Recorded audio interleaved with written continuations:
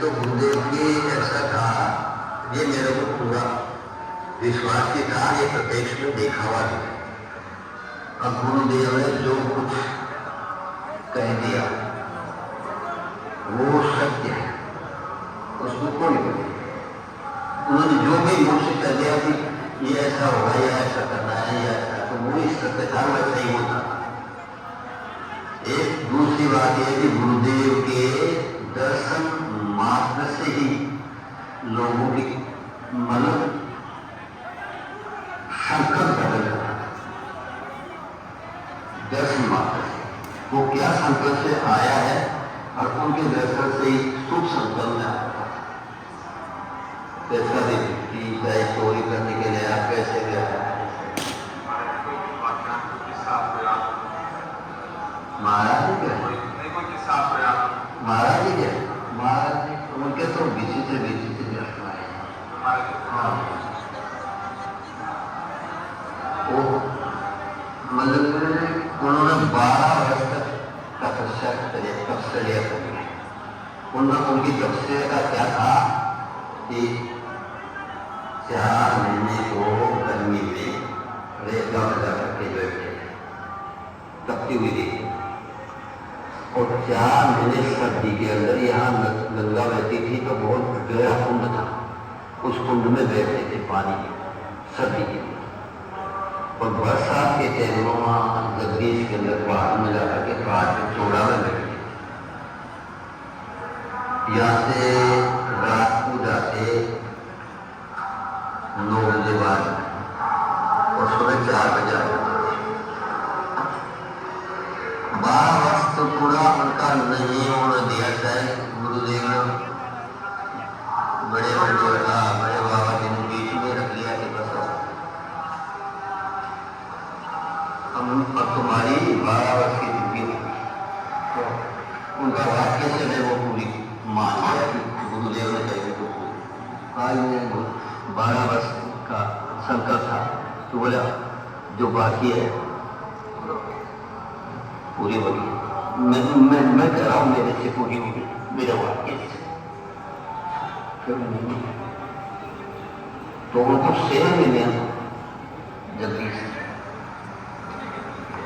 एक रोज बताया है कि मैं जा रहा था रात को तो घाटी नहीं जैसे घाटी से सटे जाते सीकर में, अब तो उधर गाड़ी का कोई साधन नहीं था, पैदल जाते थे।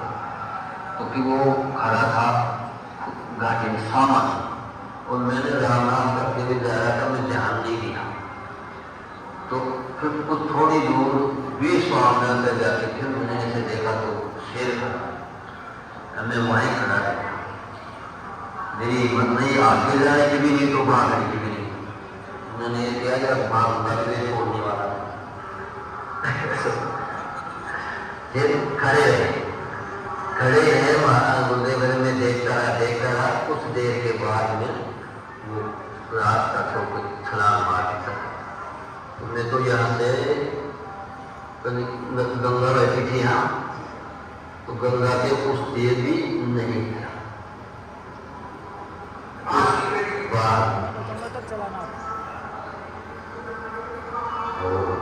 बाद में कोई बड़ा हो गया, कुछ काम होने लग गया तो गुरुदेव ने कहा ना कभी मैं कोई काम के लिए गया नहीं तो मैं कभी मैंने कभी गुरुदेव ने मतलब जो भी कहा कैसे भी कह दिया तो मैं यही समझा यही कैसे है। उन्होंने कहा रात है तो रात है, मैंने कभी विचार नहीं किया मन में कि रात में तो नहीं। गुरुदेव जी जो कहते हैं रात में भी तो दिन कैसा कभी विचार नहीं। मतलब कोई भी बात के लिए मैं अगर भोजन कर रहा हूँ तो कोई व्यक्ति यहाँ से गया कि मुझे बुला है तो मैं उस व्यक्ति को तो कहना आ रहा हूँ अभी ना चलो आप गुरुदेव को ये मत बोलना कि भोजन करना है, क्या आ रहे ऐसे बोलना। और मैं गया बीच में भोजन छोड़ के भी गुरुदेव ने कहा क्योंकि अगर उनको ये मालूम हो जाता है भोजन में छोड़ के आकर क्यों डाल, मतलब इस प्रकार से उन्होंने जब मेरे को जैसे कहा उसी गुरुदेव के आज्ञा के बगैर कभी मैंने मंदिर से बाहर जीतू जीतू इन बहाने मत दे। अरे माता जी बैठ जाओ। एक मंदिर में रास्ता भी उधर से एक अलग था जो कि जंगल रहते थे ना, उसी रास्ते से पहाड़ उस रास्ते की तरफ से रहते थे, खेत में उधर ना करके आ करके उधर से पीछे से आपको ऐसे कैसा लगा कि मेरा पूरा जीवन महाराज जी को दे देना चाहिए, महाराज जी को त्रिवेणी को समर्पित कर दिया, सरकार को समर्पित कर दिया, क्योंकि आपको बहुत छोटी आ जाती है, तो आपको ऐसा कैसे लगा? लेकिन ऐसा था ना कि फिर उधर पहले तो माता पिता माँ के संरक्षण में रहा और उसके बाद में आके गुरुदेव के संरक्षण में रहा। तो दूसरे को मैंने जाना ही कि दूसरे कौन है, क्या दूसरे और भी कोई दुनिया में है, दुनिया भी है क्या?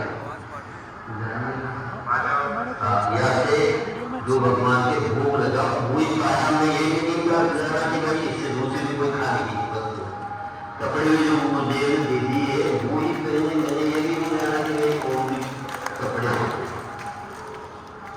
कभी मैंने साबुन लगा के कपड़े नहीं हुए, साबुन लगा के नहाया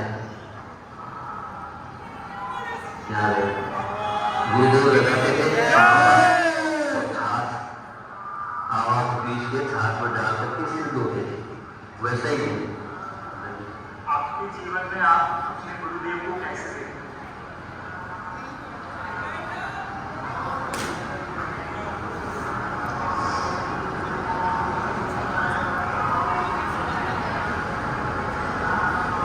बोल सदगुरुदेव महाराज। हम लोग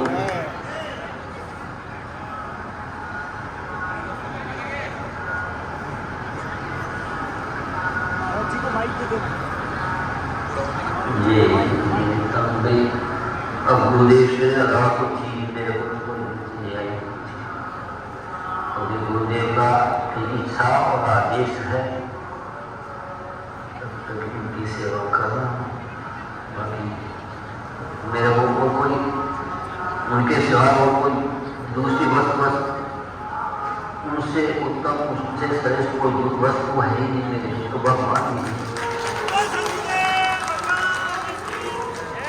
गुरुदेव महाराज की जय।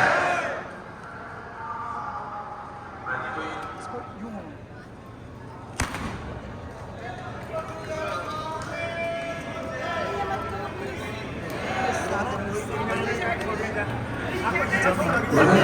ये शुरू में जाता है यार, हम लोग सोचेंगे चाहे तो खाली गाने को तो भी नहीं गया।